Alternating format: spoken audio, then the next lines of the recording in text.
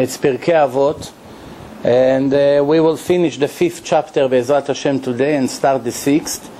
And so from 6 chapters, 5 will be behind us, and then in another week or two, I believe before Rosh Hashanah for sure, we'll finish the whole series. Last week, to remind you, we finished with the 18th Mishnah of the 5th chapter. Kol ha-Mizrachi et Rabbi, someone who helps the public to commit mitzvot, to get closer to Hashem, which means he influence them for the good. Somebody like this have a special protection not to make sins and not to get punished. Why? Because eventually it doesn't make sense that his students, those people he made them religious or taught them Torah, they'll go to heaven and he will end up in hell. That's no respect for the Torah. So it's worth it for Hashem to give him special protection from the evil inclination, from the Satan and from all the traps and the infatuations and all the temptations out there. So somebody like this has a special protection. And someone which does the opposite, which means he influences the people to make sins, let's go to bad places, let's watch bad things, let's not learn Torah, let's cheat, let's steal, he influences other people to do, and unfortunately today you have many people that do it, which means who are the people who fall into this category? I give you an example. Someone who is a DJ, he makes mixed parties, singers that sings, and boys and girls come to the place. Boys and girls comes to the place and they dance and they make sins thanks to his music. So he become a part of every sin that is been done over there. A drug dealer, it's called Pirkei Avot. A woman that walks in the street not modest, and so many men looks at her that day, that hour, or that week, whatever it was. So everyone who think bad about her or enjoy from her not modest places in her body, she becomes a part of his sin, which means it could be millions in 1 hour, it could be millions in a day, depending where she walks. All these things fall into this category. Now, what's the punishment of these people? En maspikim beyadam la'asot tshuva. Even if they want to make tshuva, it become almost an impossible mission for them. Now, you may say, why? Hashem is interested that everybody will make tshuva. The answer is yes, of course. But it has to be justice. In a system, has to be justice. If a person only made sin to himself and made sure not to influence other Jew to go in his bad way, it cannot be that his difficulty of making tshuva will be just as much as someone who influenced thousands to go against Hashem. It's not fair. So the answer is, then for that person who made other commit sins, it's much more difficult. Plus, there is another reason for it. Let's say he became religious, but there are hundreds or thousands of other Jews who lost their eternity because of him. Is that fair? Just because he made tshuva a year or two before he died, somebody like this will have it easy? So Hashem makes it very difficult for him to make tshuva. Almost no help. And also you should know very important rule in tshuva. This is how it works. Every Jew has opportunities in his life to make tshuva. Tshuva means to make full repentance. The first opportunity that a person gets in his life, it's not equal. Not every Jew has the same opportunities. For instance, a Jew that grew up in a kibbutz, or in Las Vegas, or San Francisco, or who knows, places that are hardly any Judaism over there. Somebody like this never felt like a Jew in his life. He went to elementary school, to public school, to college, whatever he did, all his life was like a goy. One day he decided that what's going on here, and he started to inquire and check and learn. It's very difficult for him, but he started. Now, somebody like this that has the first opportunity, let's say he's 20 years old and he found out, one rabbi spoke to him next to college, he went to a party and one religious guy sat next to him and spoke to him, somebody gave him a CD. He had an opportunity now and he saw the truth. He said, that's the truth. There's nothing I can argue with. It's 100% making sense, and he did not pursue, he did not follow, he just listened, enjoy it. The next day he went back to his phony life and finished. If he would make repentance in that day, that tshuva, he would have 100% assistance from Hashem. It would be a lot easier than later. Since he did not take that opportunity, he may have more opportunities. Maybe yes, maybe not. Only Hashem knows why and how many times he will help a Jew to make tshuva. So the next time, he won't have 100% help. It could be only 95 or 90 or 80. Hashem knows how to calculate. First time it was very easy for you. You did not do it. Now, next time, I'm not helping you as I was helping you before. So it's only 80%. It's much harder. The third time, only 50%. Much harder. After 6, 7 times, then there's almost no assistance. He has to do everything on his own. No help, no messengers. It's very difficult where he lives. There's no minyan, no learning, no rabbi. His wife is against it. The whole world is against him. His parents fighting with him. Everybody, you know, so everywhere he goes, he has resistance. He has to be very strong to make it on his own. That's called En Maspikim Beyado La'asot Tshuva. You want, and Hashem is resisting you. As before, he was ready to help you and do almost everything for you. Now you feel that everything is very difficult. Most of these people just don't make it. They start, and after a few months, they say, you see them on the street, no yamaka, no tzitzi. What happened, Moshe? What happened? It was too difficult for me. I didn't like it. I felt I'm miserable. All kinds of excuses, and that's the reason. You should know that. So that means every opportunity that a person has, he has to take it right away and not delay it for later for few reasons. One is what I just mentioned. And second, maybe he will die tomorrow. Maybe he will die tomorrow. Shh.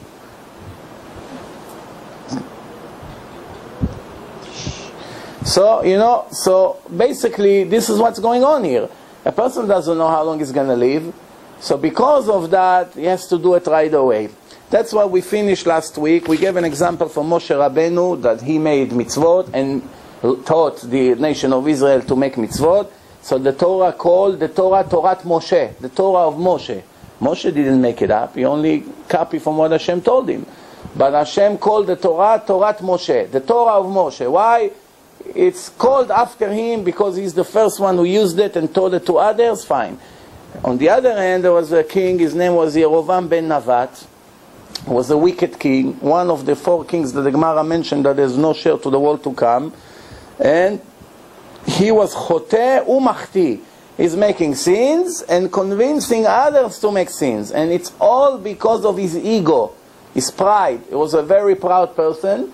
The Chazal teaching us that he knew on every topic in the Torah he could give a lecture, 127 different lectures.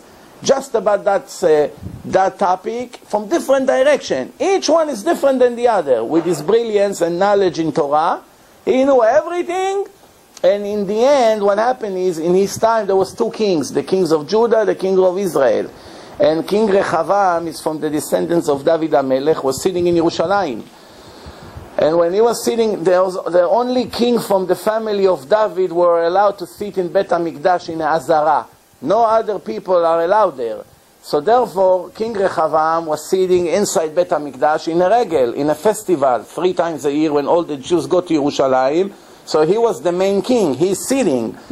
And if Yerovam would come from the area of Tel Aviv, from the center, he would have to go all the way to Yerushalayim. He would have to stand.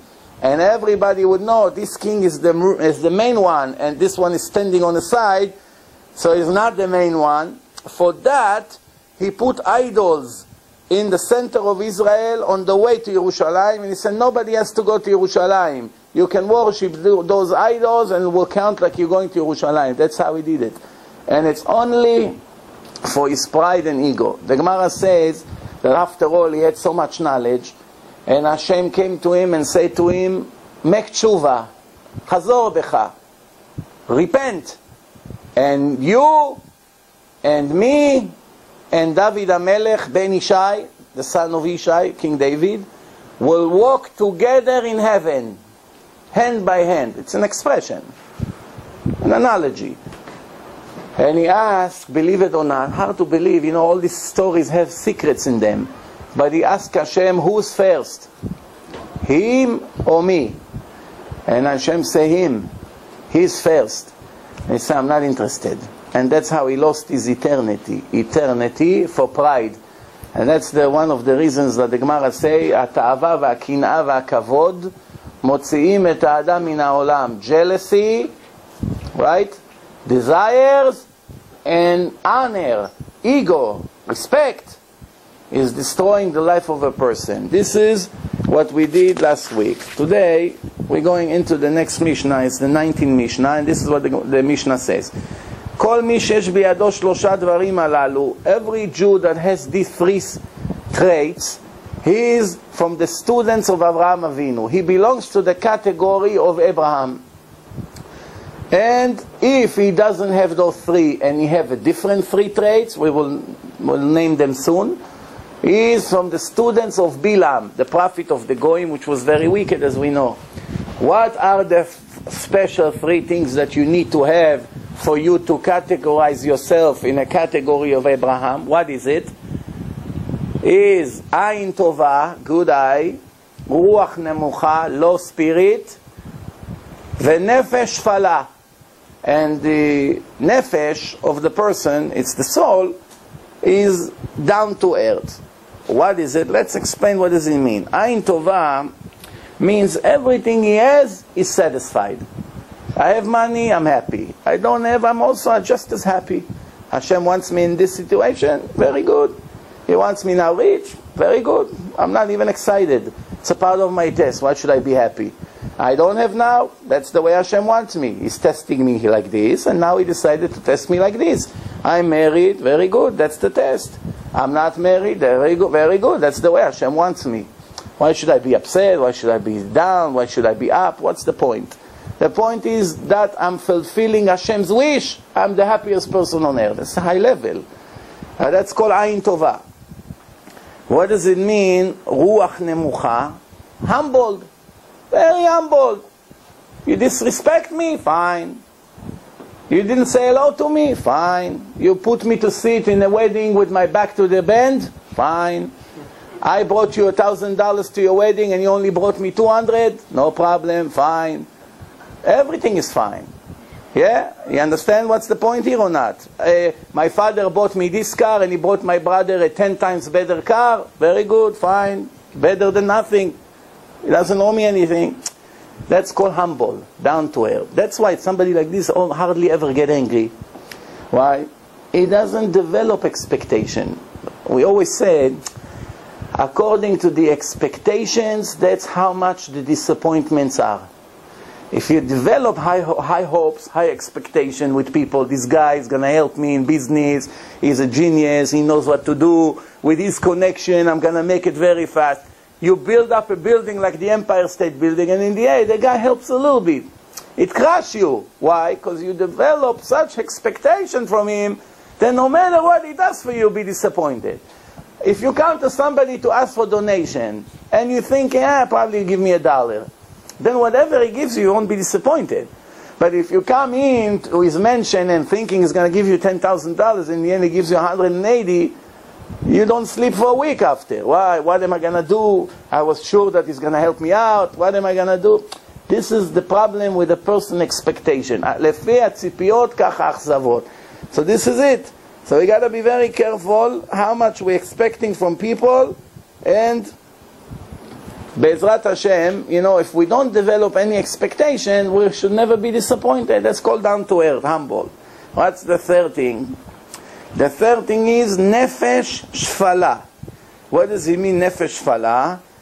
Does not run after desires and temptations that are around him. He's not after money, he's not after women, he's not after food. Today, the way the kids are growing in this country and most of the free world, or the advanced country, it's such a poison, such a disaster, that basically, from the minute they're born, you destroy them minute by minute with the habits that we develop. We leave them no chance to be righteous. Unless if it's a very, very special soul, something divine from previous reincarnations, that will do it on his own because he's somebody very, very special. Every ordinary kid that is growing today, what's around him, has no chance to be righteous. Why? Game Boys, videos, fancy cars, vacation, camps, summer vacation, winter vacation, this, that clothing, this kind of shoes. So basically he learns with he grows up with the way to think, this is what life is all about. Look, everyone's talking about it. Everyone talks about the vacation, everyone talks about this, everyone talks about the new video and the new phone and the new car and the new thing. That's what I hear all the time. Everywhere I go, I sit in a wedding with my cousin, that's what they talk about. Not to talk about the sports and the other disasters around us. No, go and expect your kids to love to learn Torah and to do mitzvot. What do you blame them for? You show them all this garbage and the poison around, and then you wonder why they're not interested. What do you expect? The more you put them with the goyim around you, the more they're going to be like this goyim. There's nothing else you can do. The more you take them away from this environment, the more chance you have. Very simple, no miracles. Based on what you do, that's what you get. So, that's called ruach nemucha, which means it's not running after pleasures. That's not what I'm here for. I have to focus on my mission in life. Did I come here to eat and to be a pig? Or I came here to fulfill something? Or to earn something? What did I come for? If a person comes to work and all he cares about is the condition in a store, the air condition works, doesn't work. The food is tasty, the lunch, or not tasty. Does he like the transportation over there, or he has to walk 2 blocks? Why are you quitting? I don't like my boss. I don't know, he's not such a nice person. Do you have another job? No, I'm going to look. We have a rule. You never throw dirty water until you get clean water instead. Doesn't matter how dirty they are. Do you have different water? No, so just stay what you have. I get every week questions from people. My boss gives me hard time, so I'm quitting. I'm telling him tomorrow I'm quitting and I'm going to look for another job. Couldn't be more foolish than that. In an economy like today, it's a clear miracle to find a job, any job. A job of a slave, it's a miracle already. So whatever you are, a receptionist, they pay you $10 an hour, $5, whatever it is, I don't know, maybe a slave salary. Yeah, I agree that they're taking advantage on you. Don't get me wrong. I'm not a fool. I know what's going on here. But do you have something better yet? So how do you consider to leave? 2, 3 months you won't work, you'll be bankrupt. You're going to start knocking on doors. Give me food, my kids are dying. You understand? So first, find. Then you have to compare. What do I have now? What do I have the new one? It pays to live. But most of the people who quit their job, it's not because of good reasons. It's all ego. My boss is not giving me enough respect. I'm here for 10 years. Somebody is here 4 years. He already got promoted and I'm nothing. Yes, it's annoying. I'm not saying no. You know, you don't sit and enjoy that somebody came 5 years after you is already your boss. But the bottom line is you need to bring money to live. You bringing it from this job? Yes, right? So what's the point? If you have something better, consider. If not, there's nothing even to consider. So let's move on. What are the 3 things to become in a category of Bilam, God forbid? Bilam. What is it? Ain Ra, the opposite of Ain Tova. Avraham, good eye. Bilam, bad eye. What does it mean, Ain Ra? Full of jealousy. Everyone who has something, he suffers. His friend got a car, all day he's thinking, how will I come to my friend's car to scratch it and destroy it that nobody catch me? You think I'm exaggerating? Go in Israel and check how many people got a brand new car and it didn't get a massive scratch in the first week after they brought it to the driveway. Find me one. Why? Somebody passed by. Huh? That's what the car he got? I can't see it. I'm waiting an hour for the bus every morning and he's going to drive his car. I'll die and I won't let it happen. And the guy comes, wow, who did it? Not to talk if you have enemies, bichlal. You know, I once told you the story. It's $1 million story. I don't know if you remember. It's a long time ago. One guy is driving a truck, cement truck. You know those trucks that have this mixer of cements? They always drive to construction site. He's an angry person. He has a private house in Israel. And he hates that people park too close to his driveway. Why? Because it's very difficult to him to go with the big long truck in reverse into his driveway. So if the cars are too close to the driveway, it makes it more difficult for him, and he doesn't have patience, this guy. So there's a sign there, do not block driveway. So once he come home, not only the driveway is blocked, there's a brand new car parking inside his driveway. You say, you know, I see chutzpah in my life, but something like this, I'm going to teach this guy a lesson. He goes reverse with his truck. He opened the cement in the back. He poured all the cement on the roof of this brand new car. A pile of wet cement. Then he takes a shovel. He goes, he smashed the cement on the sides, on the door, on the hood, on the trunk. Make sure this driver will never be able to drive this car ever again, not to mess with me in my own property. After 15-20 minutes that is wet, he makes sure that this car is finished. Now he feels great. He goes inside. He turns the light on. 200 people in the house, balloons. Surprise! Happy anniversary! Dad is oldest son. He has 5-6 kids. He hands him a brand new key. Say, Dad, your dream came through. We finally got you a brand new car that you don't have to suffer with this truck. He said, the car in the driveway, it's mine? Say, yeah, mazal tov. Good thing he didn't have a gun. Believe me, he would shoot his head. Everything you do to others, you do to yourself. What do you think? You can hurt somebody innocent and go and get away with that? That's what some people think. That's why you have all kinds of people, they kidnap people, they torture them, all kinds of things they do to innocent people. I'm not talking about all the other things out there. And they think nobody's watching. Nobody is watching. They'll have a very bitter surprise, and eventually that they have to pay for every torture that they did to others. It definitely won't be pleasant. What's the next thing? Ruach Gvoa. What does it mean, Ruach Gvoa? Exactly the opposite of low spirit, which means pride. What am I going to wear to the wedding tonight? How will I lay my jacket on a chair that all my friends will realize what kind of suit I'm wearing?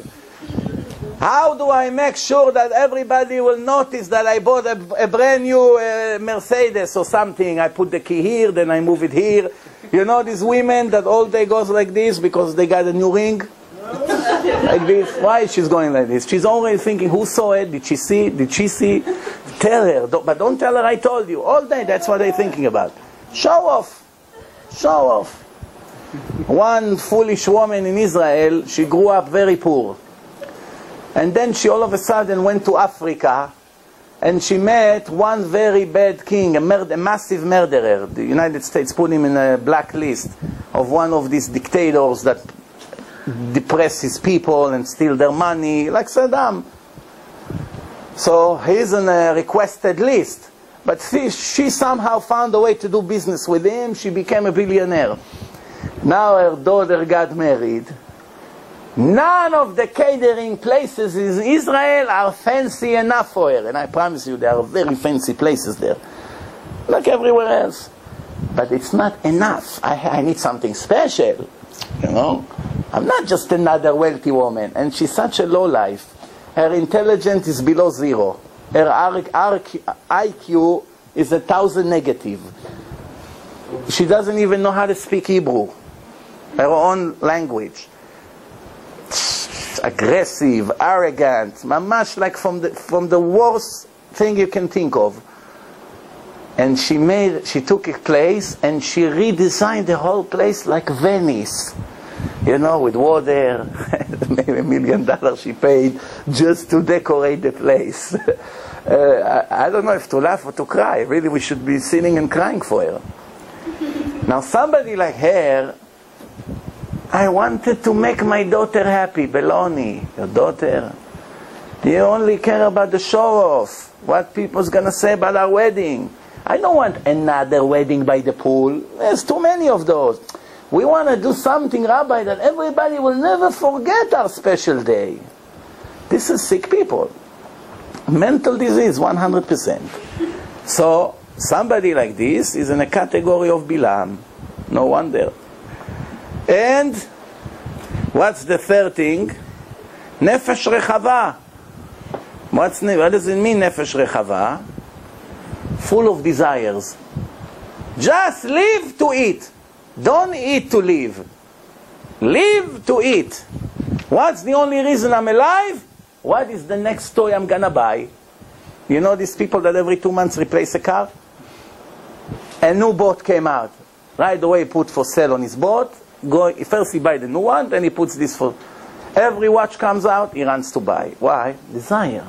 Always feel empty, empty. So I have to get something. It kills me. My life is so empty. I'm depressed. I gotta buy. You know, some women, the only way you see a smile when they go shopping. They have a day or two, like my friend said to his wife, how did you forget to pay the mortgage? You ruined my credit after 20 years. So she started to mumble, I'm sorry, forgive me, I know you're right. So then he said, how come you never forgot the way to the mall? The way to the mall, you can close your eyes and get there in the middle of the night. Cannot live without it. That's it. Bilam, category of Bilam.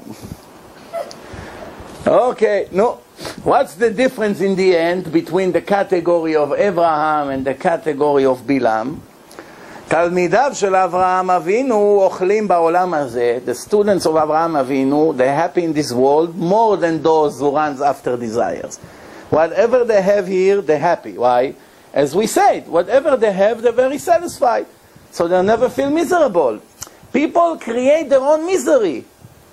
People create their own misery. 99.9% of your suffering comes from your mind. You made it. Either that you don't have faith, you don't have emunah, you're greedy, you're jealous. You're doing it to yourself. Change your character and you never suffer. So the students of Abraham Avinu, they enjoy this life and they have a share to life of eternity full of pleasures. שנאמר להנחיל אוהבה יש.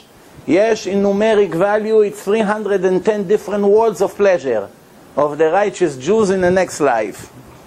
ואוצרותיהם המלא. God says, I will fill their treasures with all the greatest things that you can think of. Otzar, treasure. What's going to be the end of the category of Bilam? Bilam, the wicked Bilam.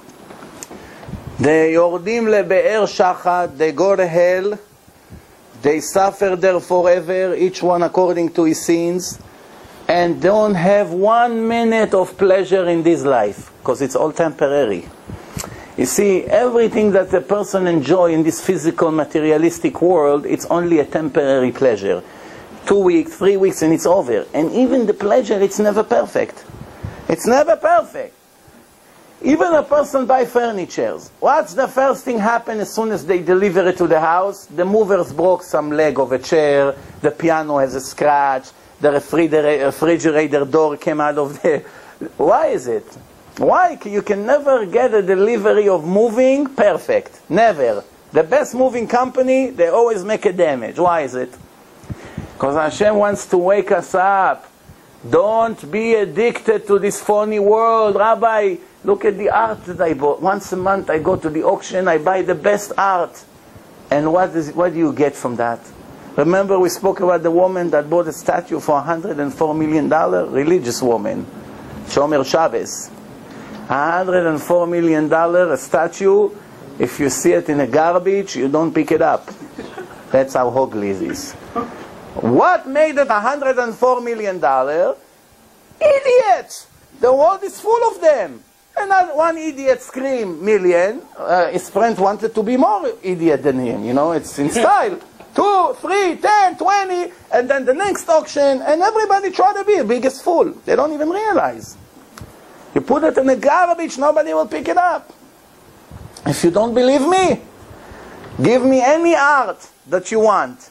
Any art that is very famous. We'll change the name. We'll take the Picasso off, we put Alibaba and put it in the auction. And they say, Mustafa Ibn Alibaba made that picture. How much? $18, $25, $1,000. You're very generous, sir. Take it, the Alibaba off, put Picasso, I don't know, whatever their names are. You put it, 100 million. What's the difference? It's all a show, it's all fake. Same thing, the suits. Take a beautiful suit. And Rabbi, it's the quality. Fine. Take a suit that doesn't have a bombastic name. Good quality suit. How much? $200? That's it. Right? They sell in Marshall's very nice, good Italian suit, 120, 140, great, good wool, nice, shiny, whatever you want. But it's not a very special name. Take the tag out, put a different tag, and put it in the market. 10 times more. Right away. Why? It's all fake. Fake life. Same thing, real estate. Real estate. What's real estate? My friend owned a building in 125th Street. Right there in the center of the Balagan. His building, many years ago, was worth $4 million. One day he calls me up. He feels like he won the lottery. Why? My dream comes true. I'll be a very rich man. I say, what? He say, Bill Clinton is moving across the street from me. He just finished to be a president. He went to a private life. He decided to take the building across the street. Special security, special entrance, going from a tunnel, I don't know, whatever the baloney over there. His building jumped to 12 million in a week. So I said, this is all phony word. What? A person that was cheating on his wife and is a mentally ill person, he brings the level of a building up. If any, he should put the building to the garbage. Who wants to be a neighbor of a person that cheats on his wife and every girl that walks on the street is like a wolf? Cannot control himself. He's a hero? What is this? Well, he was the president. This is all phony. Nobody has the guts to say the truth. The truth is that if people would live according to the Torah, somebody like this can never be a president. Can never be a president. He deserves to give us an example. What is he? A great husband? A loyal person? He never lies, they never cheat, they never steal money under the ground. Not only him, I'm just giving an example. Almost every politician. As soon as they get the job, they begin to steal until the moment they're not going to be there. Why? They know I'm only a year or 2 or 5. I'll take advantage on every opportunity I can. They start making phony corporations, phony names. They make beads. Who's going to do the transportation for New York City for the next year? There's hundreds of companies. Somebody calls him up. Hey, how about $5 million gift? Let's come talk about it in my yacht. Tonight, 8 o'clock, meet me by the marine. They sit, they drink good wine, very good. Okay, the 5 million is ready to be wired. Just give me an account number, give us the bid, everything will be fine. Anyway, the kids needs to go to school, no? So what do you care that I'll do the transportation? That's how it works. Everywhere you go, it's all corruption. Why? The only way to avoid corruption is not to put FBI and police and secret service. You see that it doesn't help. The corruption becomes double and triple every week, every month. There's no end to it. The only way to avoid it is to educate the people. You are here for X amount of years and God is watching you. And you're going to pay for every penny you steal, big time. Then people would realize, what's the point of stealing? What's the point? If you know that the FBI is watching you and recording you and checking, monitoring your account, would you steal? Let's say you stole and you put it in your account. You're not going to enjoy from it anyway. So what's the point? Since you know you're not going to end up with that money, you won't steal. Same thing, if a person knows Hashem is watching me, I'm going to pay for it. So what's the point of running after stolen things? What's the point? There's no emunah. Everyone denies the truth, and that's how the society looks. It's all corrupted. That's the category of Bilam and all his students. The next Mishnah, Mishnah 20th. Yehuda ben Temas said, Yehuda ben, that's a famous Mishnah, we say it every morning in a prayer. Ve'az kanamer. Be strong like the leopard. You come to attack the leopard doesn't give up. You cannot. What are you going to do? Why a person has to be brave and strong? Why? Because when a person becomes religious and is strict in the Torah and the mitzvot, he dresses in a certain way, he doesn't eat certain things, the wife becomes very modest, so they're not fashion. Rabbi, it's not fashion. I'll be religious, I'm going to look like this. It's not for me, right now I feel very good, I go with my friends, I do here, I go there. Once I'm going to be religious, I'm going to have to change my whole life. That's the way people think. People would laugh at me. He goes to work, he takes his yarmulke off. Why? He's embarrassed from his clown friends. What are you worried about your friends? Today they're here, tomorrow they're going to hell for thousands of years. They're going to save you or help you when you come to your tribe? What are you going to say? I took off my yarmulke, I was embarrassed for my cousin and my friend and my grandfather. I didn't want him to see me like this. Or some ladies, they modest all the time until they have a wedding. When they have a wedding, she becomes a model. Rabbi, it's only for 2 hours. My cousin come from all over.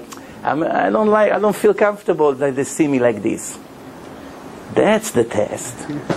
Now it's the real test. When you're home with the kids, you cover your hair, and you wear a white gown, whatever it is. That's not a test. To be modest to the walls, very nice. To the fish in the aquarium, also very nice to be modest. To your husband, also very nice. Now when you go to the wedding, now we'll see if you're real or you fake. That's real, when you have a test. When there's no test, Rabbi, I'm very modest. 99% of the time. Yeah, because there's only 1% of the time that you're really in a test. And you're constantly failing. And that's what's going on. So the Mishnah says, Ve'as kanamer means, don't be afraid of anyone. Jump into the water when it's necessary and don't care that they laugh at you, yes or no. Because that's the truth. What's the next thing? Ve'kal kanesher. Light like an eagle. To the best of my knowledge, eagle is the heaviest bird from all the birds. Why the Mishnah say be light like an eagle? An eagle is very heavy. They should have said be light like a crow. It's a much smaller bird. Or all these little doves and pigeons. Some birds are smaller than your palm. Very small. If you press too much, you smash their head. Very small birds. Choose one small bird that is very light and give me an example. Be like this bird. From all the birds, you take the eagle? The answer is, why Chazal, from thousands of birds, they chose the eagle to give us an example from the eagle? Because even though the eagle is the heaviest bird, its fly the highest. In relation to the body size and the weight, the performance of the eagle is the best. So it doesn't matter if you light like a small bird. The bird was born like that and stay like this all its life. That's the nature of that bird. When you're huge and heavy and you fly like a little bird, you light, that's impressive. That's why they use an example of the nesher. Kal kanesher, don't be lazy. When you need to sweat, you sweat. It's too hard for me. Slichot, Rabbi, to get another hour, I can sleep all day, I'm not functioning in a business, it's hard, I'm a teacher, it's hard for me to think. Excuses I can give you from here until Japan. But you know the truth. Veratz katzvi. You know tzvi, the deer, how great the deer runs, jumping, like in a second. In 1 second, the deer can go 5 blocks. It's very fast. But there is an animal from the same family. It's called ofer. It's run even faster than the tzvi. Ayala runs faster than the tzvi. They're all in the same family. They all look the same. Why they use the tzvi? The answer is because the tzvi runs very fast, not the fastest, but every few minutes it stops, it pauses, and it looks around. Check back to see what's going on. And continue to run and look around. All the other animals, when they run from the leopard or from the tiger or from the whatever it is, they run non-stop until they lose their energy. That's it, they fall somewhere. This animal is clever. It runs, stop, look around, see what's going on, and decide what to do. The Mishnah wants to tell you, run in Avodat Hashem. Be a great servant of Hashem. Run as fast as possible. Rabbi, it's not good to become religious too fast. Slowly, poco, step by step, Rabbi. It's important, you need foundation. You cannot be in one day the chief rabbi of the city, like some people think. But at the same time, I know people that they are becoming religious 10 years the same thing. From the day he found the truth until today, 10 years the same thing. Same quarter yarmulke, same pink shirts, same earring here. He keeps Shabbat a little bit. No, what's with you? 10 years? What? Where? Get up already. Why, you want to stay half goy for the rest of your life? Rabbi, what's the problem? I cannot have earring? Rabbi Shimon Bar Yochai had earring? Rabbi Akiva or Moshe Rabbeinu had earring? Or tattoo? Or ponytail? Who are you fooling? This is your model? This Puerto Rican model or singer that came on a TV and you try to imitate him? I remember my cousin used to ask to send me letters, as in the primitive days. Today everything emailed, 1, 2, 3, you get it. I used to sit 2, 3 weeks until the next letter. I was asking him about this music, that all this famous music of all these rock stars, how a person can get out of it. A person enjoy to listen to it. He feels, it relaxes me, this music. So he wrote to me, the fact that you finally acknowledge that it's a danger to the soul and you have to do everything to get rid of it, shows that you're already going to get rid of it very soon. Because you acknowledge the problem. You detect the problem, that it's a problem. If a person realizes cigarette is killer, then there's a chance to quit. If he is not aware of it, enjoy it, Rabbi. My life is worthless without it. I know somebody told me, I don't want to quit. What kind of life I'm going to have without it? What do you answer somebody like this? Do you live to smoke? What, are you a dog? Well, even the dogs don't smoke. I can't live without it. Rabbi, after the meal I must have one. If not, I'm ready to kill someone. No. Person like this expect to go to heaven? What is he going to say in his tribe? Cigarettes was my direction in life. They decided where I'm going to go, or the drugs, or the alcohol. You know what I'm talking about. What's the next thing? Gibor Ka'ari. The lion, nobody mess with the lion. Lion is the king of the animals, no? Lion king. He's a real king. He even have hair like a crown on his head. But what's special about, did you ever hear the lion roar? In Israel you have the safari in Ramat Gan. One rabbi always knew that the Gemara and the Mishnah always used the lion as an example of a very loud voice. But he never realized how serious it is to stand next to a lion when he really roars. Now at night it's triple. During the day the sun cuts the voice waves. The waves go like this and the sun cuts it. But at night, then the sun doesn't sense any light, so it doesn't cut the voice. That's why at night, you can speak to somebody across the street, you don't have to scream. He hears you very well. And during the day, you have to raise your voice. It's harder. So, one time he was standing right by the fence of the safari at night. He didn't know that right above, right beyond that wall, the lions are right there. All of a sudden he heard the lion makes noise.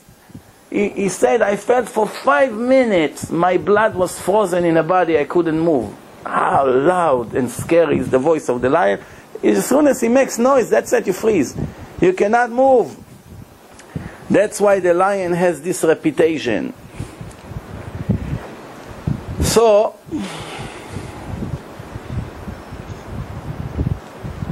What's the end of this Mishnah? Az panim lagehenom uvoshet panim legan eden. Conclusion: someone who is arrogant, has chutzpah, has no shame, is not embarrassed of anything, always think people owe me, expect everybody to serve him, egoistic, all this negative that a person can have, pride, ego, laziness, anger, laughing at people, making fun at people, has no mercy on anyone, all this combination of all the negative, ugly traits expressed to hell. Why? He did not correct his traits. The whole Torah was given for us to take the negative and get rid of it. Get rid of all the negative spirituality that you have. And someone who did it, which means he came to a situation that is humbled, and he has a shame, he's embarrassed. He goes to sleep in someone's house. First thing he get up in the morning, he try not to make noise, that the people that host him, they won't wake up. If he goes to make coffee at the night before, he asks permission, can I use your coffee or something? Or he drank coffee, he washed his cup, he fixed the blankets. You don't need Torah for that. It's human being or an animal. Before we talk about religion, that applies to Arabs, to Chinese, to every human being. You know? So here you begin to check if the person is a human being first. Before you check if he's religious, righteous, wicked, before. One rabbi came to visit his student in the Yeshiva Gdola. He moved to 9th grade. And let's say he was there a year or two. And one day that rabbi passed by. And they said, where is my student? Where is his dorm? So they say he's on the second floor, room number 7. So he went to the room, and the student was learning in yeshiva. I wasn't there in the middle of the day. He said, can you open me the door? I just want to take a look in his room. So they said, Rabbi, no, wait for lunch. You meet him, you talk to him, you see how advanced he became. He said, no, I don't need to talk to him and test him how much he knows. I just want to take one look on his room, that's all. So open the door, he looks at the room, he says, Baruch Hashem, I know he's a tzaddik. How did you see? I saw everything is in order, everything is clean, no dirt, the garbage bag is not all over, the bathroom is clean, the blanket is folded, the clothes. That means this person has discipline. If I didn't see it, then I know for sure he's not in the right direction. Now when I saw it, there's a chance he's a tzaddik. This is where it starts. What do you think? That's how it is. A person has discipline. He can, sometimes you go to the kid's room. It's like entering hell. 10 pairs of jeans on the floor, 50 different shoes, sneakers, this, here on the bed, on the floor, a bowl of soup from a week ago, posters all over, everything is ripped. How to believe what's going on there? Mamash like a zoo. 5-10 minutes of efforts, he makes it clean like a pharmacy. But it's an animal. What do you expect from him? It's an animal. So, Boshet Banim Legan Eden. The 21st Mishnah of this chapter, Hu Haya Omer, continuing with Rabbi Yehuda ben Tema. Ben 5 shanim lamikra. When a kid is 5 years old, you begin to teach him Aleph Bet. You begin to teach him the foundation of the Torah. Teach him Aleph Bet, how to read. 5 years old, what we call today pre-1A. They start to teach them Aleph Bet and how to read. Basic reading. With nekudot, with things. Then, Ben 10 la Mishnah. When he's 10 years old, you begin to teach him Mishnah. Mishnayot. With the interpretation of the Mishnayot. Ben 13 la mitzvot, 13 years old, is to bar mitzvah, is obligated now to keep mitzvot 100%. Ben 15 la Talmud, 15 years old, you start teaching him Gemara. We're talking about average people. Average. Not talking about a genius boy. You can teach him Gemara when he's 10 already. If he's a genius, superior brain, right away catch everything, or he's mature, every kid is different. But average, when is the age to start? 15.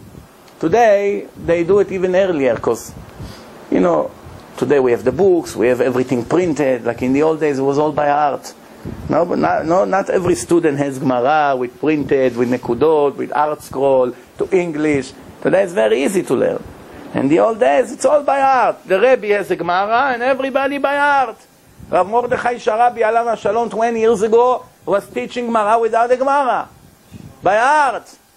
They have Gemarot, some of the students, 2 or 3 on a Gemara, and he's saying everything by heart. You know, the Rav Ovadia Yosef, they made a joke. Somebody came and asked him, Rabbi, they say that you know the entire Gemara by heart, the entire Torah. So he said, don't exaggerate, only half. So half? Very impressive, half. Which half? So whichever one you want. It's a joke, it never happened. But the joke tells us who we are talking about. Nobody says jokes like this about me and you. Right? When somebody will tell jokes like this about us, we know we made it. We're still far from it. You know, I told you the story. One husband and wife were arguing if to buy a brand new car or not. You heard that? I said it 2 or 3 weeks ago. So, the wife wants a brand new car. Her husband made a lot of money in business. So she's tired of driving this Trante. In Hebrew we say Tarante, you know, a car that you never know if you get his destination. You start driving, you need a lot of Teilim that the car will make it. The window doesn't work, the radiator, smoke's coming, check engine, everything over there sometimes works, sometimes no. If it's raining, for 3 weeks you can use the car. I have a car like this. If you make it, you have to say Hallel to Hashem. Every day something else. So, so the wife got tired of it. So she tell her husband, don't be stingy. Let's buy a brand new nice car. For the next 10 years, I don't want a headache. He said, no, we'll buy a car, but nothing fancy. I don't want brand new. I don't want something that doesn't attract too much attention. So they're arguing for days. It's already a divorce soon. So they decided to go to Rav Steinman, big tzaddik, 100 years old, in Bnei Brak. So Rav Steinman asked, why you don't want to buy a new car? To make your wife happy. So Rabbi, you know, it's going to start to attract attention, Ayin Hara, and plus we live in the area that everybody is learning in yeshiva, they're not rich. Why should I buy a fancy car? I don't feel comfortable. So the rabbi asked him, listen, can I test you on the entire Gemara? Do you know the entire Gemara? I can test you on all the pages? So, oh, no, Rabbi, I'm not such a... So, okay, forget the whole Gemara. 1 chapter, 1 Masechet, I can test you on? One, like Shabbos, Brachot, Kiddushin, 1 Masechet. No, you cannot test me on 1 Masechet. It's still too much for me. So, okay, 1 chapter. Not the whole Masechet. 1 chapter, like 15, 20 pages. Can I test you on that? 1 chapter. This is an older person in his 50s. He said, no, Rabbi, 1 chapter is still too much. So, okay, 1 page.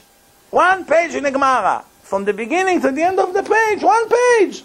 What is 1 page? 20 rows? 20 lines? 20 lines with Rashi and a little bit Tosfot. I can test you on 1 page. You know 1 page good. So I start to, The rabbi told him, you can buy any car you want, don't worry. Nobody has a reason to be jealous with someone like you. Just go buy a car. Go. You worry, people will be jealous with you, Ayin Hara. You are a dead person. You're 55 years old, you don't know 1 page of Gemara. What did you do in your life? Such a loser. Doesn't know 1 page of Gemara. You're talking to me if to buy a car or not. You can buy the Empire State Building. Anyway, you live only here. What do you have? What are you going to come to Hashem and say? No, 40 days a speech. That's how it starts. You have to speak 40 days Torah. From morning to night, 40 days. Rabbi, I listen to a few lectures in Torah anytime. Okay, no, let's hear. No, Rabbi, but you know, it was on and off because I was working, you know, and my boss called me. Come on, my friend. Every day you have to start your day. Shachrit and limud. Learning every day. In Judaism, education is to every Jew until the moment he closes his eyes permanently. A Jew that doesn't learn Torah every day is the biggest criminal in the world. Did you know it? The reward for the learning Torah is the biggest reward. The punishment for not learning daily for men is the biggest punishment. Read in the Rambam, Ilchot Talmud Torah, what the Rambam writes. A person is dead in 2 minutes. In 2 minutes, that's it. He must learn Torah. He knocks on doors, begging people, give me food, my kids are starving at home. Food, I'm dying. Donations, give me. He still must learn Torah that day. But the kids will starve. It does not prevent the obligation from learning Torah. Person has leprosy. You know leprosy? All his body is pus, itching, bugs are itching him. Woof, like Nachum Ish Gamzo. All his body is pus all over. He cannot focus for a second, he cannot eat. Why? He has to eat all the time. Must learn Torah. Everyone. Rich, poor, genius, stupid, everybody. Must learn Torah. That's the first obligation. Why? If you don't learn Torah, you are worse than an animal, Hashem says. One person asked, okay, Rabbi, I understand, everybody has to learn Torah. The first question in a trial of a Jew, first question, did you set up daily hours to learn Torah every day? Did you have a schedule to start your day with Torah? Every Jew, first question he hears from Hashem is this. I understand if you ask a Jew that learns Torah when he was a kid, he grew up in yeshiva, then he went to Mesivta, he went to Kollel, age 25, he went to business, then he started to cheat. 1 day he learns, 2 days he's off. Business, vacation, whatever. No, I understand why Hashem asked him, did you set up time every day to learn Torah? You know the truth. But somebody like Ben Gurion, the first prime minister of Israel, a communist, anti-religion, hates Hashem, hates the Torah, hates people with peot, with beard, hates everything that smells like religion. Somebody like him that eats shrimps and worms and mechalel Shabbat, you ask him if we set daily time for Torah? It's a joke. Why are you asking him about Torah? What does he know from his life, this guy? That's one of the students asked the rabbi. He said, you want to tell me, this is in the old days, this is 50 years ago. Rabbi, you want to tell me that Hashem will ask him if he set time for learning Torah? Ask him why they cut the payos for the Yemenite people. Ask him why you shot on a boat Altalena and killed 16 Jews after months in the ocean when they came from Europe to Israel because you didn't want to have problems with the British soldiers. You killed your own brothers. Ask him why you murder Jews. Ask him why you ask him this question. Why are you asking him why he didn't learn Torah? The rabbi answered, that's the first question you ask him. Why you didn't learn Torah? Why? If you would learn every morning Torah, you would never dare to shoot at Jews. Even if the British would hang you, you wouldn't shoot other Jews because the Torah say, if a goy tell you kill somebody else or I kill you, you have to die. You're not allowed to kill another Jew. Tell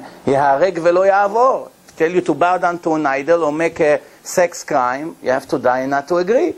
Everything else you have to do not to die. Those three you have to die and not agree. So no matter what, you would never dare if you learn Torah to become a murderer. Just because you want to look nice in the British government. They ruled Israel in those days. Who cares about them?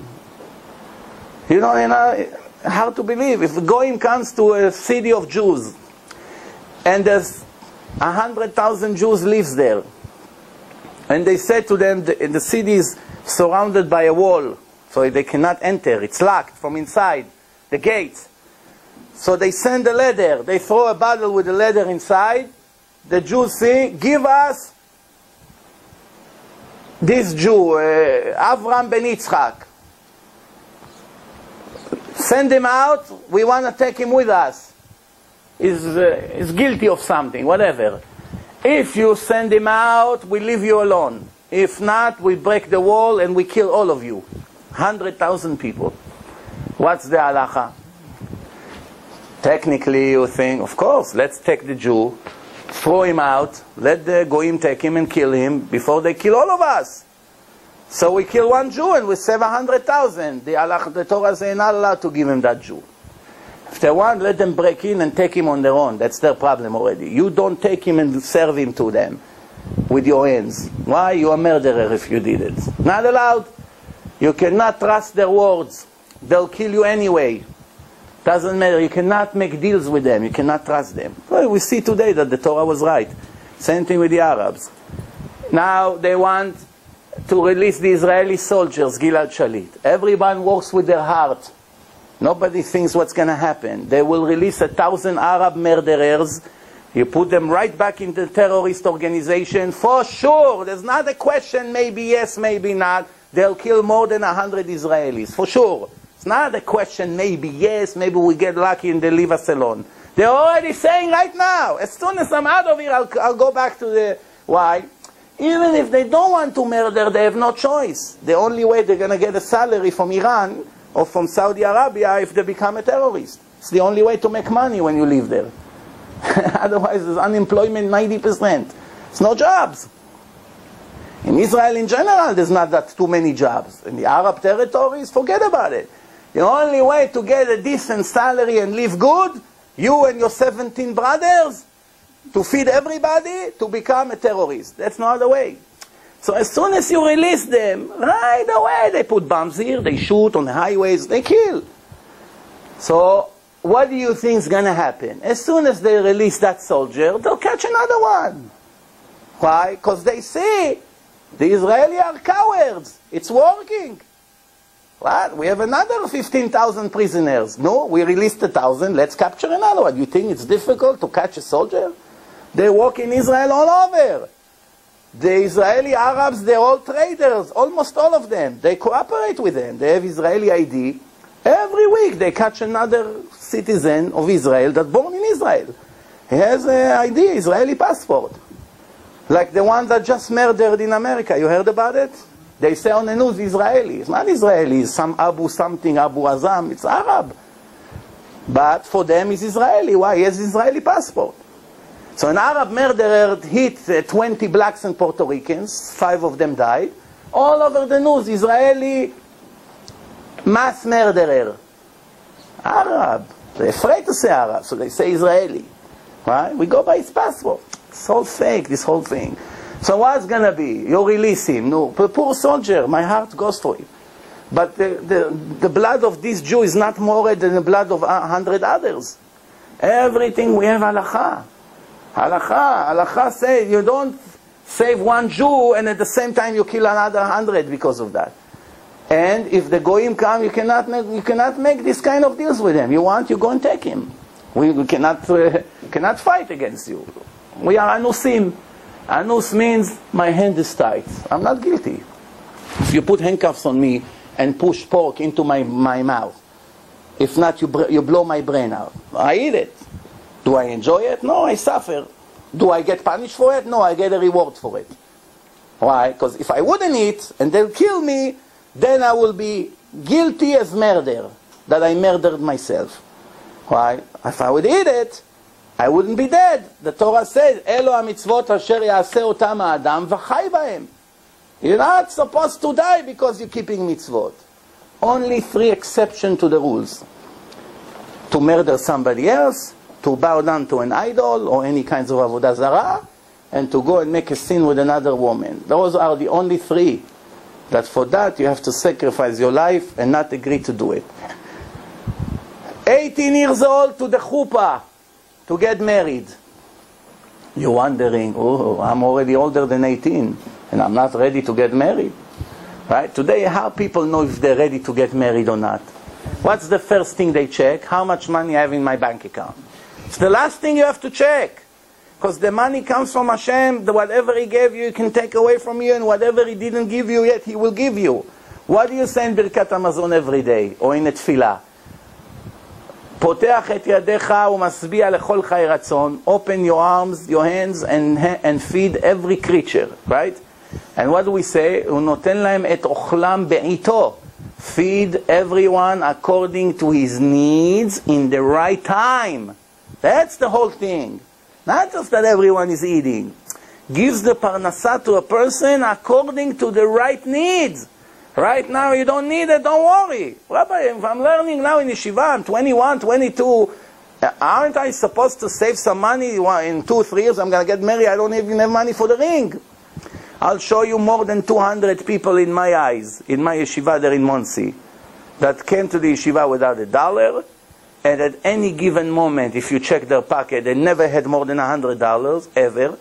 And when the time came for them to get married, they met a girl on shidduch, everything worked out for them. They had money for the dates, they had cars for the dates, they had a house to live, they had everything, the ring, everything they needed. They didn't make a wedding in Hilton Hotel, of course, because it's not important. What we need, we have. Everything else is extra, you kill yourself for it. What do you need? You need a ring, Hashem supply. You need a wedding gown, it's a necessary thing. You don't need a 15,000 gown. You have gowns for cheaper, as long as it's modest, no problem. Or you can rent for one night, whatever the case is. What else do you need? You need $90,000 flowers? You can live without it. It's not in the 10 Commandments. Don't need it. Don't need it. Rabbi, but all my life I dream about chuppah with pink flowers and roses. Keep dreaming. What is that? Rabbi, but all my friends married in Sheraton. I'm going to marry in a school, in a yeshiva hall? Do you think Hashem is impressed how fancy is the wedding? And what video they're going to make? That's what He cares about? No, He cares if you're righteous or not. What's on your mind now? Now I'm going into the first mitzvah in Judaism, to get married and to have children. To be a wife, to be a husband, to take care of my wife, to take care of my husband. This is what we have to focus on. I want somebody to take care of me. I'm tired of poor guys. I already been married to one. Now I want somebody that will take care of me. This is what you're getting married for. People have no idea what's going on here. So the point is that how is a person 18 years old going to get married today? So the answer is, you're right. When this was written, that was 2,000 years ago. 18 years old of 2,000 years ago was like 30 years old today minimum in the mental state. Today, you have people, especially here in America. In Israel, people go to the army, whether they like it or not, the army makes you mature. You have no choice. They give you responsibilities. You're not going to do what they tell you, they put you in jail. They torture you. What do you think? You're not going to get away with that. You run to your mommy, the military police comes at 2 o'clock at night, put handcuffs on you and put you in jail for 40 days. What do you think? What are you going to do? There's nothing you can do. So you are forced to become mature. You don't have no choice. They come 18 years old, you stand with your ponytail, all your... Right away, the barber come, like in the 50s, with the big primitive machine. You're bald. No. Next thing, they show you your bathroom. You come from your beautiful villa in Savion into this bathroom, a hole in the ground. They have bathrooms over there from the days of Antiochus, from 2,000 years ago, it's still there. Even the flies there are 700 years old. You need to take a shower. You know how that sometimes you go to the shower, it's all clogged, the water comes all the way to your knees. With all the bacteria of 500 soldiers that been there in the last hour. What do you think? You go to sleep with the wool blankets, 5,000 soldiers were under this blanket, never took one laundry. Lice inside, the next thing you get up, you see lice under your skin. You go to eat, 2 weeks you're in the bathroom, you cannot come out. That's army. You have no choice, Habibi. You have to mature. But in America, mommy and papi with a credit card and the new convertible. No army, no obligation. Rabbi, why you go to college? It's an opportunity to live 5 more years like a king, and my parents pay the bill, dreaming I'm going to be something. Most students, they just go to college to satisfy their parents and let them live in illusion that one day I'm going to be a big shot. In the end, what happened to these people? They go for their father's business anyway. They waste their time. But the parents know that that's going to be.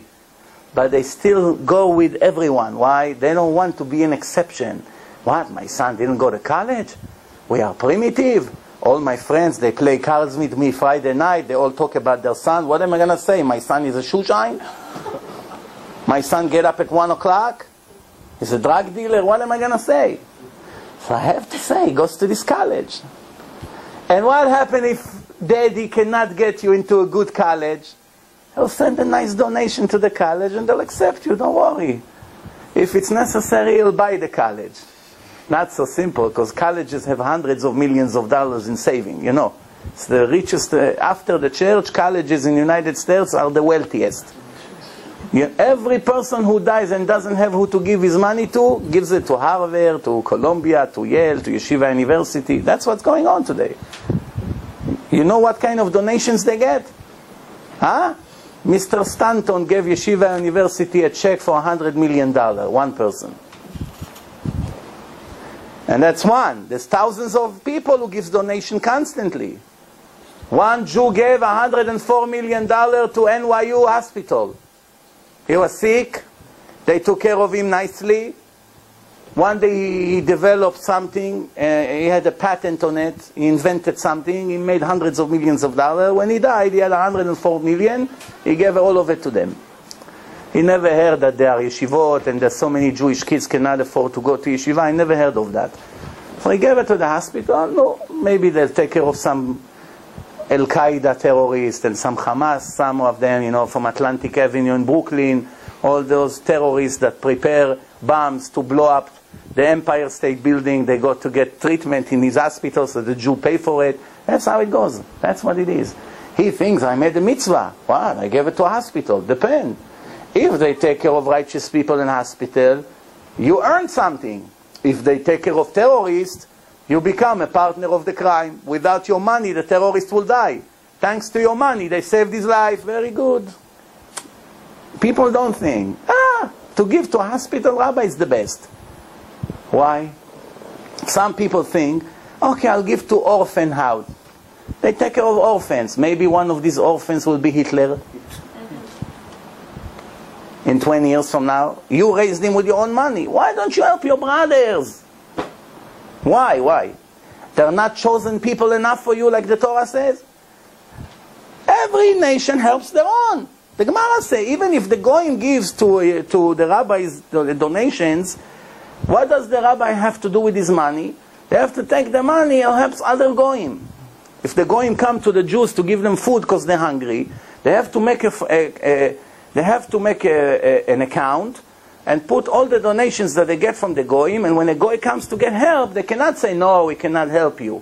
They have to help him. So what do? They take the money of their brothers and help them with that.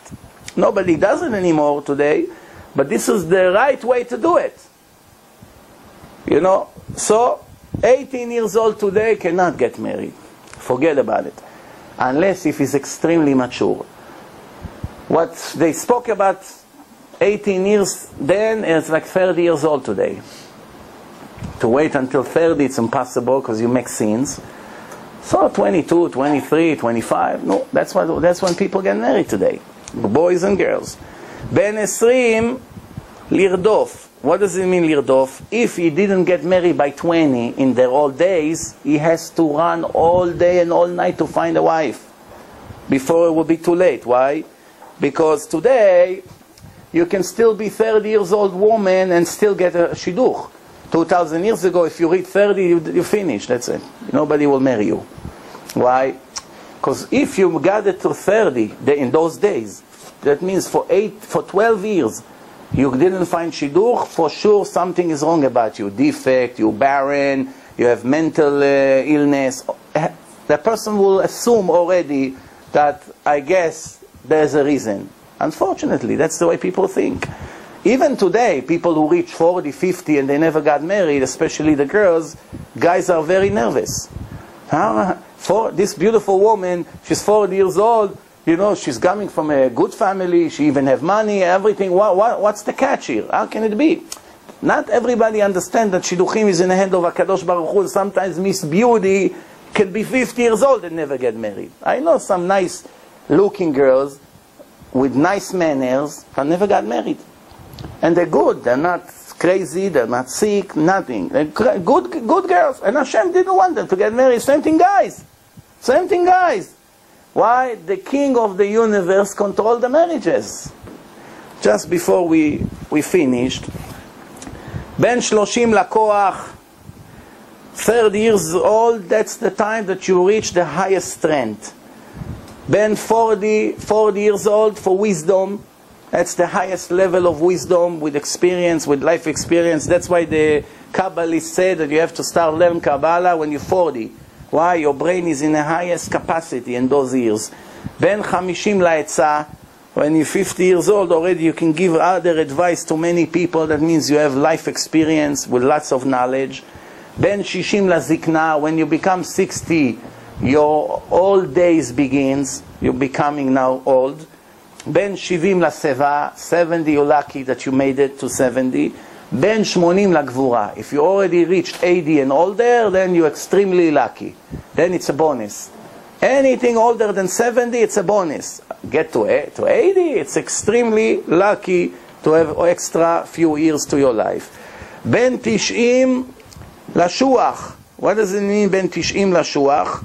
That you should know when you're 90 and older, then you're starting to bend down your back, your body, and you start looking and getting closer to the ground.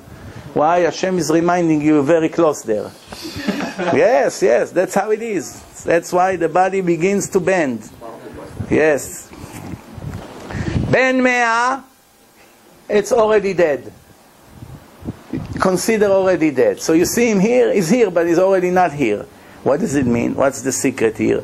He loses his eyesight, his face changed completely, even his wisdom start to leave him.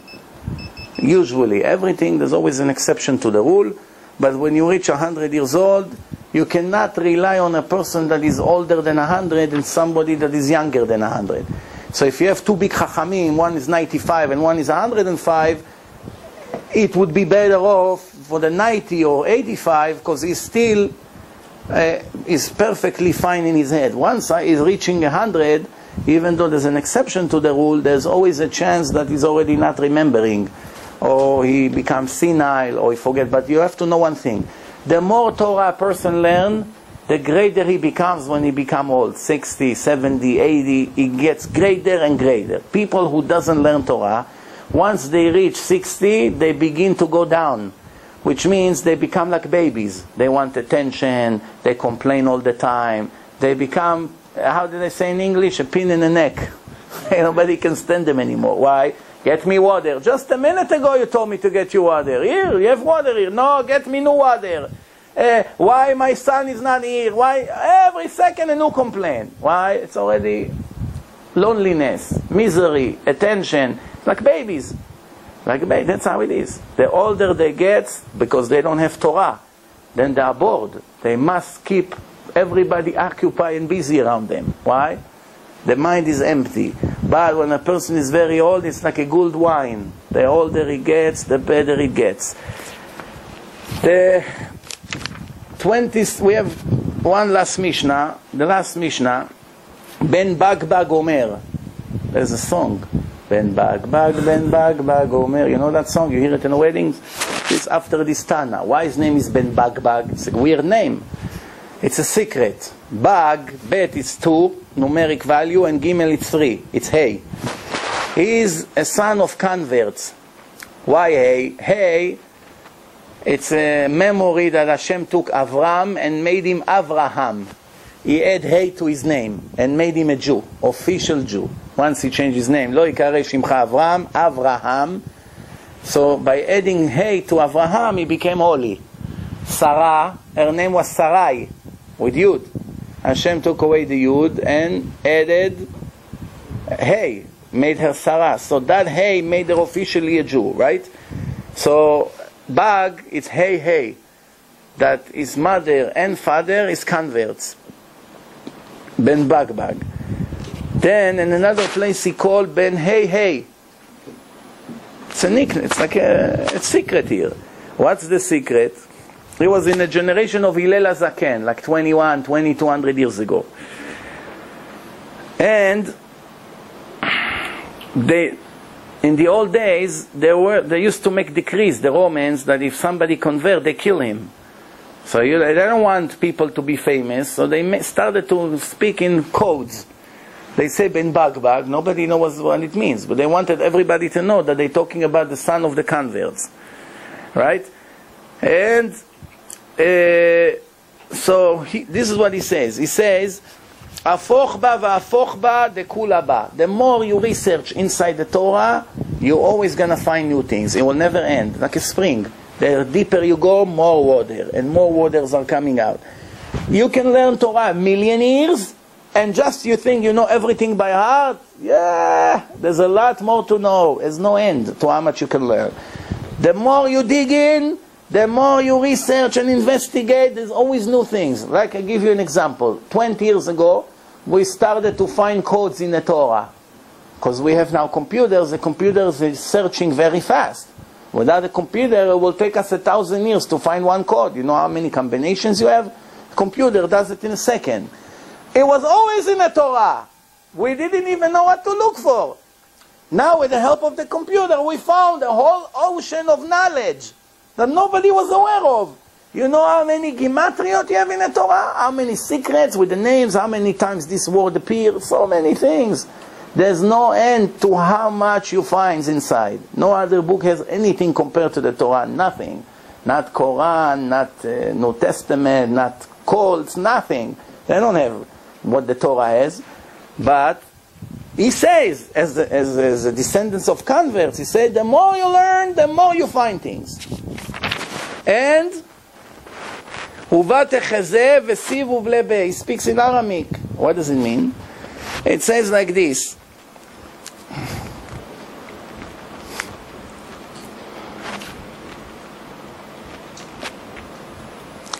Make sure that it becomes the main thing in your life, that you don't move an inch from it. Everything you do according to it.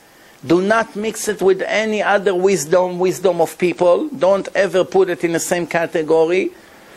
And nothing in the world comes even close to this wisdom, the knowledge of Hashem. This is Him. And right after that, the 23rd Mishnah, will finish the 5th chapter. Ben Hei Omer Lefum Tzara Agra. 3 words in this Mishnah. I think it's the shortest Mishnah in the whole Shas. Lefum Tzara Agra. 1 word, 1 sentence. What does it mean? According to the efforts, that's how the reward is. Not according to the talent.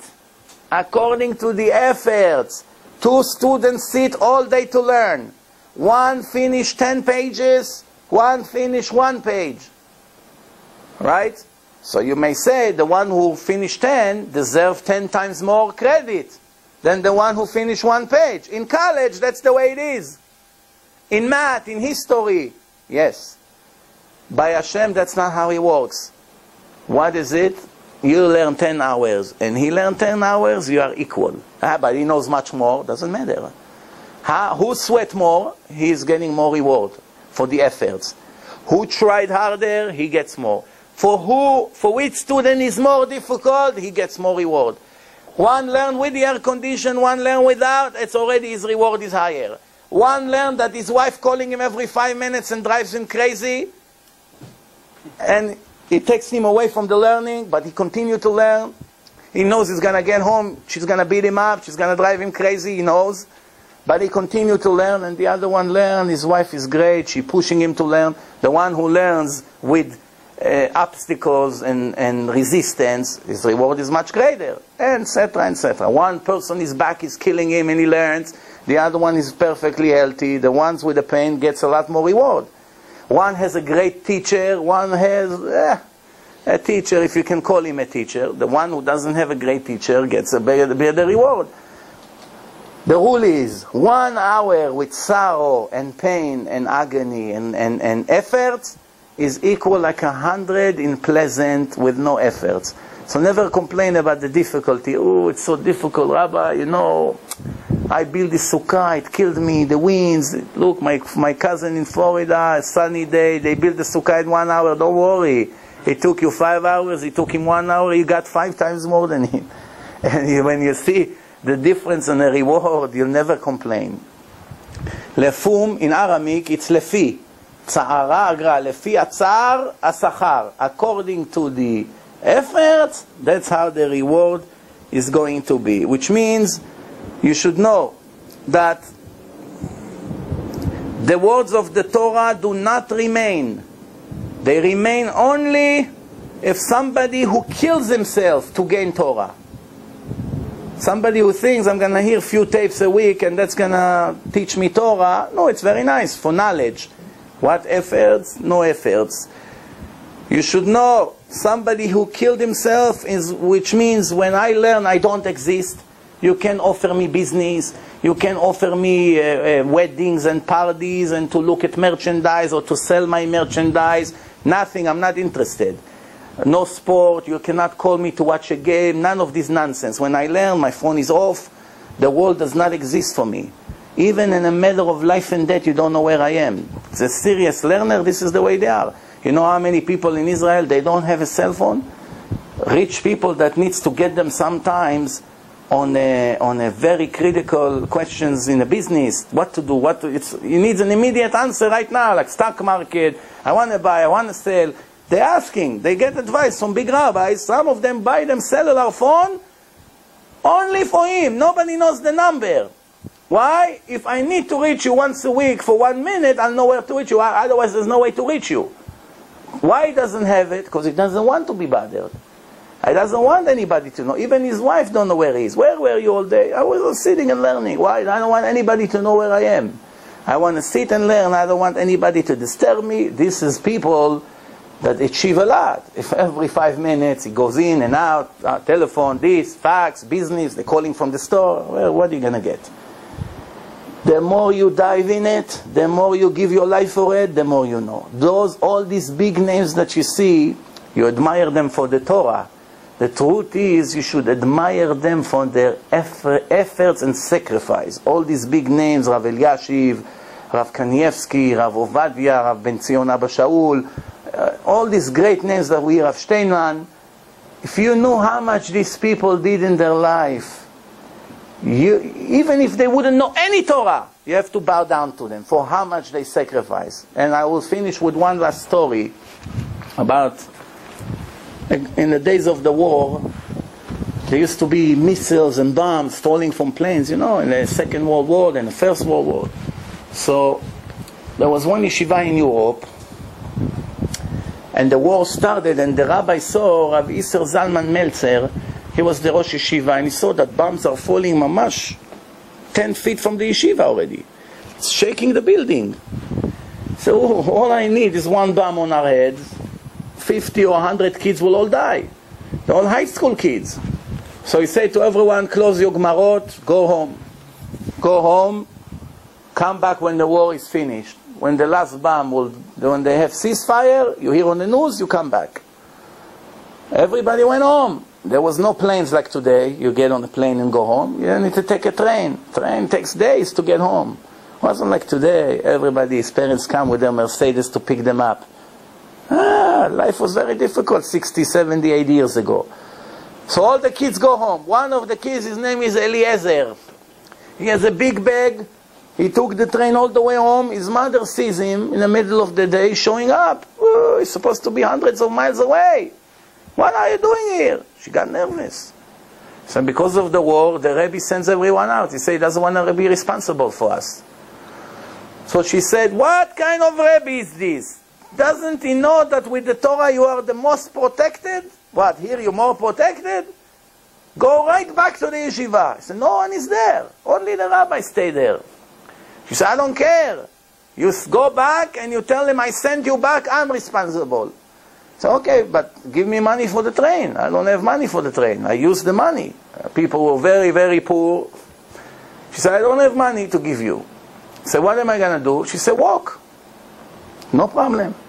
Right away, put back stuff. He took the bag, heavy bag, like a weight of a person on his back. And he started to walk 1 week. 1 week from morning to night, walking to get to the yeshiva. When he got to the yeshiva after a week, the rabbi got nervous. Where were you for a week? Well, you didn't go home? What? Say, I went home. He tells him the whole story. My mother got angry. She sent me right back in. Rabbi didn't know where to hide himself. He said, listen, I'm so sorry. If I knew that, I wouldn't send you. He saw his shoes, that it's all ripped and full of dust. So he told him, can I buy these shoes from you? I'll give you a lot of money for these shoes. So why you want to buy my shoes? He said, it's a memory for me how much a Jew gave for Torah. I want to keep it. These shoes today are in Lakewood, in New Jersey.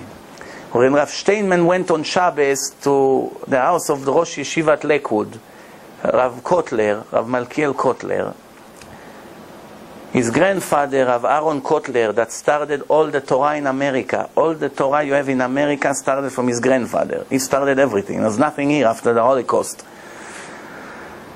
It was Rav Moshe Feinstein. Rav Moshe Feinstein was here in America. There was no yeshivot yet, no nothing. He came from Russia into Lower East Side. Lower East Side was the port, where you see seaport. All the Jews from Europe landed over there, in Lower East Side over there, next to Wall Street. So Rav Moshe Feinstein was already here. He came here first. Rav Aaron Kotler didn't know if to go from Europe to America or to Israel. Rav Moshe Feinstein sent him a letter, we need you here. We need giants like you in America to help me to build up this place with Torah. So he didn't know what to do. So he made Goral Agra. There's a way to do a question from the Torah. You make a special prayer, you open it. Whatever comes on the right side, this is the answer. What did he get? Lech etzel Moshe. There's a pasuk in the Torah that Hashem said to Aaron, go to Moshe. What was his name? Rav Moshe Feinstein. Rav Aaron Kotler didn't know if to go according to Rav Moshe Feinstein's advice to America or to Israel. Hashem answered him, go to Moshe. Rav Moshe Feinstein. He came to America, opened Yeshivat Lakewood, 4,000 students. The biggest yeshiva perhaps in the world. So when Rav Steinman, I told you before, 100 years old, soon 100 years old, he went to Lakewood. He's right now in America as we speak. He just came to America, I think, 2-3 days ago. So when he went to Lakewood for Shabbos, in the middle of the Shabbos meal, he looks in a wall unit and he sees next to all the silver 2 old dusty shoes. Ripped, you know, with the shoelaces, you know, like the old army shoes that people used to have 67 years ago. So he asked him, what's the secrets on these shoes that they stand in the middle of the wall unit next to the silverware? So he started to tell them that he inherited that from his grandfather, to his father, to him. So he told him the story about that boy. He said, my grandfather, from his mother's side, Rabbi Zalman Menzer from his mother's side. Rav Aaron Kotler was from his father's side. He's come from holy rabbis, this guy. So he said, my grandfather, when he saw the boy walked for 1 week, he felt so bad, so he wanted to do something for him. He saw he doesn't have money for the train, so he gave him a lot of money for those shoes. And he said, never lose these shoes. These shoes can save millions of Jews. When the Satan comes and speaks against the nation of Israel, HaKadosh Baruch Hu, the angel, Malach, Gabriel, comes with these shoes and say, this is the nations you want to punish? Look what the Jew did for the Torah. So he said to him, you want to know these shoes belongs to who?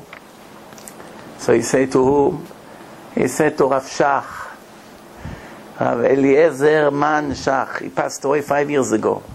107 years old, the head of all the religious world. Thousands of students, Yeshivat Ponovich, the biggest yeshiva in the world, the highest quality yeshiva in the world. He was the Rosh Yeshiva there, who knows, 50, 60 years. But when he was a kid, their age, what did he do? He walked a week to the yeshiva, not to miss Torah. In a war, bombs are falling. Today you ask the kids, let's learn 5 minutes. Let's learn 10 minutes. Oof, no, tomorrow. I learned in the morning. When did you learn? No, okay, in 5 minutes. Right? That's what happened today. After you put so much junk in their heads, so much electronic, so many films, so many bad things that they see, so many Chinese restaurants, you want them to learn Torah? Who are you fooling? Got it? You got the point or no? 60 years ago was nothing to do. You connect to Hashem like a magnet. Anyway, there's not that much to see. Women were all modest 60, 70 years ago, even the goyot. There was no fancy cars, no fancy feeders, no telephones, no nothing, no electric, no television, no computers, no laptops, no internet, no Facebook, none of this garbage that destroy us spiritually. That's why you have, for every 10 Jews who came to yeshiva, one of them was a giant. Today, from every 10,000, if you have one giant, you're lucky. Then, from every 10 students, you know one of them is a giant for sure. It's nothing to ask. Every neighborhood you had a rabbi to ask. You didn't look for your rabbi for 20 minutes on the phone every question that you have. Why? You come out of your home, you go across the street to the shul, you have 15 rabbis sitting right there. You don't know who to ask. Today, you need to reach your rabbi. It's, Rabbi, I'm looking for you for 2 days. Why? There's nobody to find. Compared to what it used to be. But Bezrat Hashem, when Mashiach comes, things will be better. Thank you very much. We'll see you next Monday.